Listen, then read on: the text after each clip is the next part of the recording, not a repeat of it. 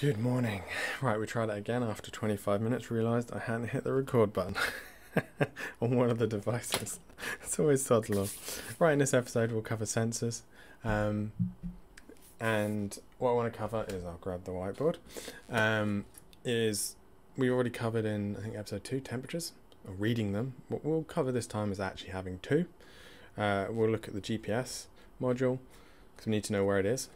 We'll look at a pressure sensor to work out height, and then we'll also look at the battery side to work out what our battery voltage sits at, because I think that's quite a useful figure to track, let's put it that way. Let me put that away. Goodbye whiteboard. So let me get the old pen. Let me bring up the old breadboard, and what we have here, let me zoom in. So this little guy here is the GPS module. It's, well, you can see there's a little thing up here. This is the antenna to it, by the way. Now, this is a kind of a normal size antenna. You can see a little bit different. A little bit concerned on that size actually, because it probably make it not as good at receiving GPS. But also this GPS module is a third of the normal size of anything we normally have. Let me just screen record my laptop, because I'm always forgetting to do that. And yep, so this is a third of the normal size. Now I like this because it's very small, very light as well. This is a pressure sensor to vacuum. You can see it's got a tiny little port on it. Now these are connected up in an I2C configuration, so they're daisy chained back to the Arduino. And then down here we have something called a voltage divider, and it's using Ohm's law, so you can work out, right, we're using Ohm's law to work out the battery voltage, and that's connected also to the Arduino. And then we have the original sensor from the second episode, and we have another one, red one, why not, right? These are connected to each other as well. Anyway, let's show you, oh yeah, temperature sensors. I think I showed you on the second episode, but they're here. 3-pin little chip. Very useful, very cheap, and it can be used for quite a few things. Right, laptop time. Okay, so GPS wise, this is the model I've got. Now the reason I picked this is it's small, very low powered, and very importantly it can go up to 50 kilometers, hopefully with that antenna. We'll see though. It can go down to -40. Most GPSs go up to 18 kilometers, and that is not enough because we need 30. So I think if we go backwards, yeah, it's 59,000 feet. We'll exceed that pretty easily. So I had to get a particular one, and it's slightly more expensive than I normally go for, but hey, you need this to work, so good. And then the pressure sensor is this little guy. Now you can get better ones like a Honeywell one, but it's twice the cost. Probably is much better, but we'll see how we get on with this one. Worst case for worst, it just breaks. But also I2C addressable. Very small. As you can see, that little cone on top is attached to a chip, and that chip has inside a secondary reference to vacuum inside the chip, so it has a vacuum reference. Very nice. Voltage dividers. So these come in really handy with electronics if you want to read a bigger voltage than what your hardware can take. But here's a battery. Here's 2 resistors. And in the good old Ohm's law fashion, it means you can restrict the current coming in, and you can set a certain amount of current to drain away. And if you take the midpoint, you can then vary how your voltage coming in is here, and then you can drain away a certain amount to be lower in a scalable ratio fashion. This is a nice little calculator for it. What it means is I can go, well, I have 4.2 volt battery because it's a single cell LiPo. It's probably what I'm going to use. I think I want to use a 50k or 48k and 100k. What would be my output maximum voltage coming into the Arduino? 2.8. Beautiful. Now, why is that important? Well, here's the diagram of the Arduino. As you can see, it has quite a few digital pins, a few analog pins. It has crap tons, I'll be honest with you. This thing's normally overkill. There's, I think, 3.6 is like really long as well. But what this means is this thing has a maximum voltage it can take when it's reading from analog, and it's 3 volts, 3.3 volts. And if you give in 1.5 volts, it'll give you a number between 0 and 1023 between the 0 and 3.3, if that makes sense. So it's scalable, but only to a degree, or it will break this chip basically. So what we've done is I've put in a 48k and 100k, or roughly about that. I think it's 98. Resistors aren't 100% on their values. They have a tolerance band on the end between 1 and 5%. But what I'd recommend is, if you do get resistors, just put a test across it, put it in ohms mode, and then record the actual value, because that'll give you a more precise reading when it comes to doing the Arduino, and you'll just be putting ratio modifiers in there to make it work properly. So let me just get a glass of water.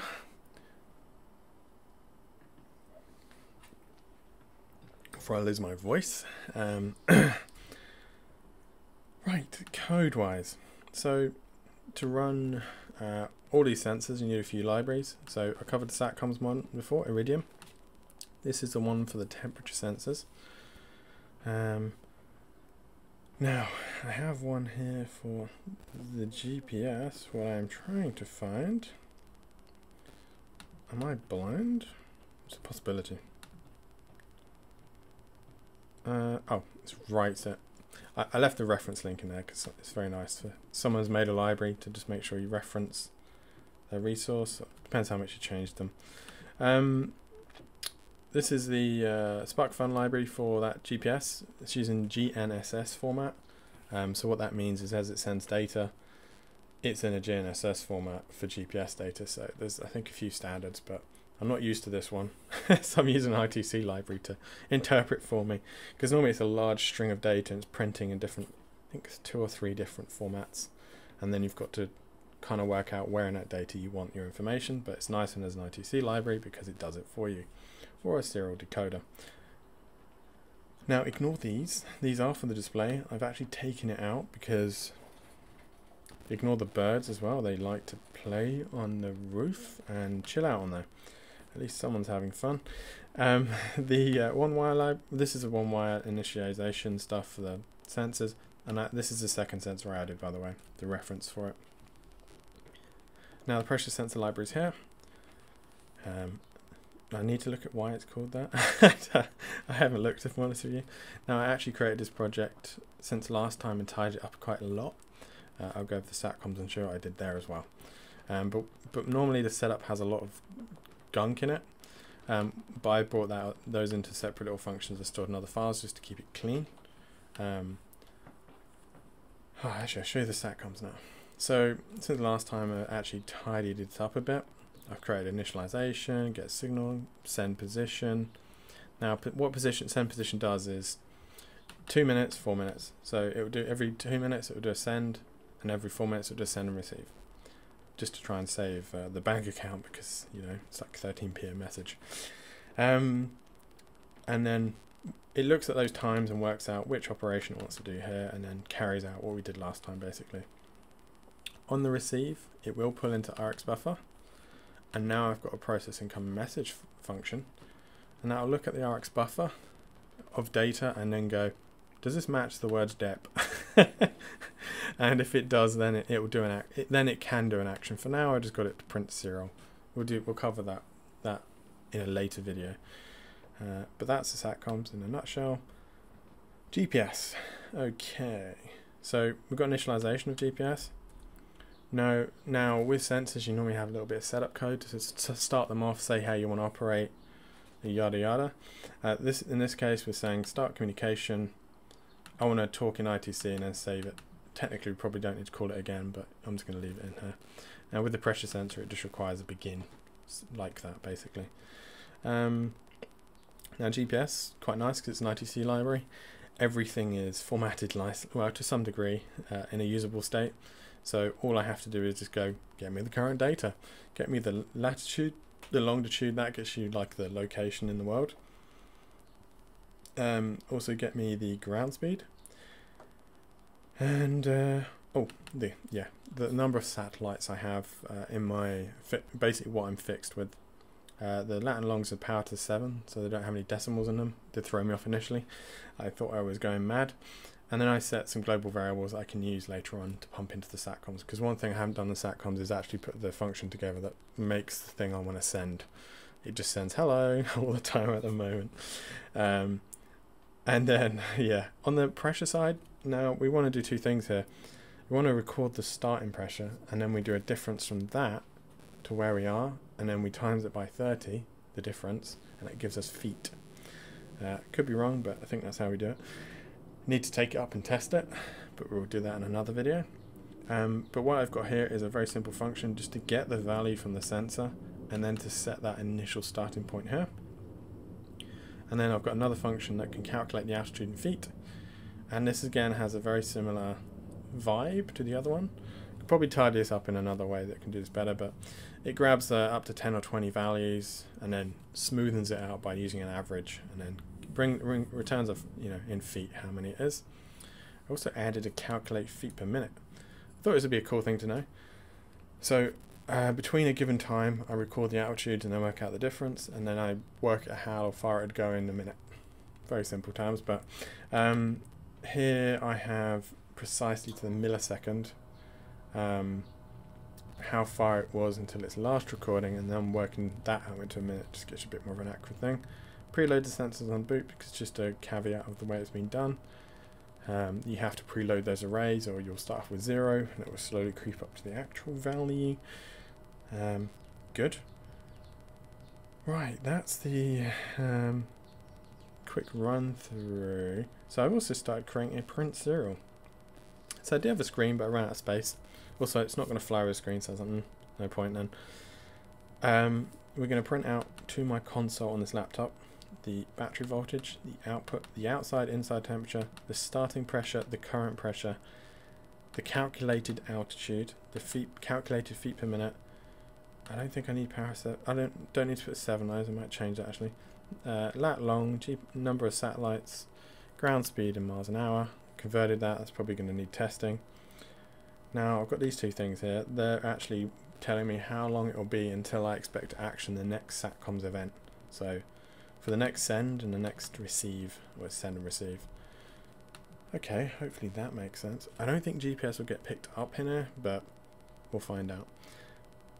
Because of that antenna, it needs to get an initial fix, and it's never great, I don't think, in here. Okay, now I've probably moved this, and my breadboard now will not work because I've been having lots of problems with connections in this thing. Can't wait to make a milled circuit board. It's not a printed circuit board, is it? To make a proper circuit board because it'll knock out a lot of the problems. But anyway, let me power this up and open serial. Probably not going to appear right now. Stand by.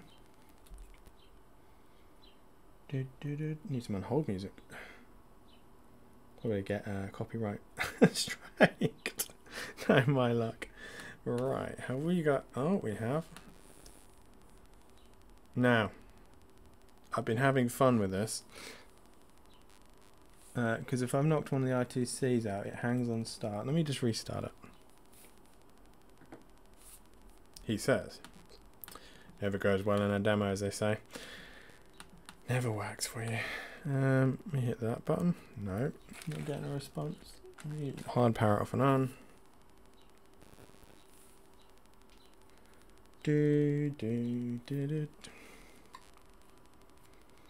Yeah, definitely need that hold music now. Oh, I took it offline. I hate this breadboard with a passion.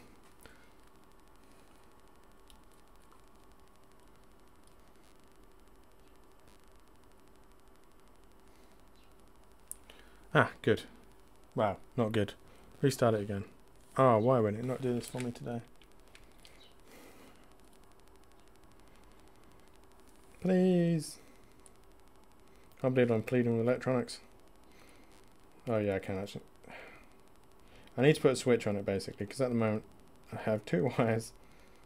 Ah, there we go. That refused to go together. Okay. Alright, let me expand this out. Now, a lot of data, right, on the screen. Okay, so, oh, I didn't run you through the battery, my apologies. Let me just pop that down there. So I have a function to read battery as well. So I have those very precise recorded resistor values, or not that, it's to do 2 decimal places. And this does smoothing as well. But what it does is it grabs that 0 to 1023 value, converts it back into voltage at the pin on there, and then we start working out, using Ohm's law, how many volts is actually on the battery side before that voltage divider. So using that division there, you can actually work it out. And then do a little bit of, if it actually lost connection or something, or there's a misreading, ignore it. Add it to the array, make sure we handle the index as it comes around, because it's 0 to 9. Arrays of 10 don't always work like that. This always starts at 0. Add it up, divide it out, and then return a result. So that's what we're seeing here. 3. So it's always good to put a multimeter on these batteries and just make sure you've calibrated it. In this case, I'm not going to do it. I'll actually only do it when we go to a PCB, because I know these wires have a lot of voltage drop in them. But, so we have temperatures. Now I'm going to put my thumb on the blue one. Should be the outside one. Good, I am human, I have temperature. And then do the inside one. Yep, I also have temperature. Starting pressure is 1005. And current is, well, it's not going all over the place, so that's good to see. Calculate altitude is 0, what I probably agree with. Well, I'll show you a way of fudging that. Feet per minute flutters, but that's expected. We have no GPS lat and long. We have no satellites. We have no ground speed. Oh, and I've disabled it for now. I haven't programmed it in. It's saying it now wants to send the next message on satcoms, but I'm not going to do that, because my bank account will get destroyed immediately as this starts to spam the system. Now, one way to get a lowering pressure without flying for a sec is, if we put a thumb on the pressure sensor, you should see the current goes up. So I'll hold it at that, and then I'll hit restart, or in this case reprogram. But so yep, I've managed to hold that. Now if I let go, it should be like it's moving upwards. It'll probably get quite a high feet per minute. There you go, you can see the altitude's going up now, 500 feet. And because we've got that smoothing in there, it is slightly delayed. And you can see we went up to 10,000 feet per minute. And now the feet per minute is sort of steadying out. I don't expect it to hover in the sky, so I'm not too worried about that. You can see I'm having problems with connections with the battery sensor. Never mind. Alright, so what I'll do now is we'll take it outside and see if we get a GPS fix. If that works. Touch wood. Or if I drop it on the way out. Alright, back in a sec. Or you'll find a grumpy me when I come back and I've dropped it. Oh, come on. Too many wires.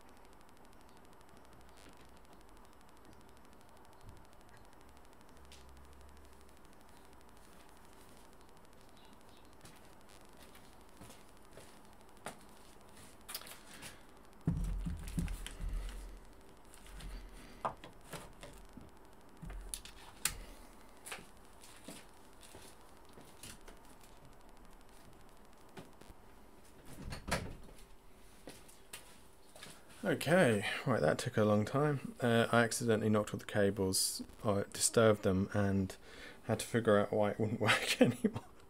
But because this has no like battery backup or anything, it's a very cold start, I think, every time. And I'm in a shed now, and it's obviously not getting that great satellite reception. I'm concerned by the antenna side, but it is quite an overcast day anyway. And it's not a big antenna, so I think that might be okay. Plus it might behave a bit different when it's quite high up anyway, so I have to trust the manufacturer. You can see we're getting a little bit of an ground speed movement. What I would expect with this lack of fix, well, not great fix. You can see it's lat and long look fairly stable, considering what they were before. They were jumping all over the place. Temperature moved, it was good. Alright, so I think I'm going to wrap that one up. And that, yeah, thank you very much. I'll obviously work out what we're doing next time. I have it somewhere on a list. Cool. Have a nice day. Bye.